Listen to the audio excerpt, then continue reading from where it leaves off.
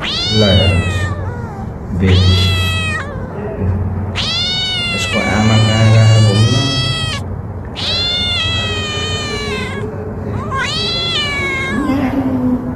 सुतिरहेछ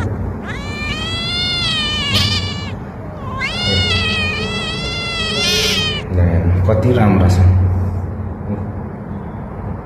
दुईटा कालो एउटा खैरो एउटा एकदम यसरी राखिया छ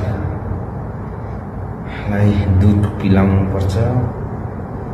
गाइज हेर्नुहोस् त भोका छ उसको आमा आयो भने फेरि रिसाउँछ अहिले ल हेर्नुहोस् यस्तरी बसेछ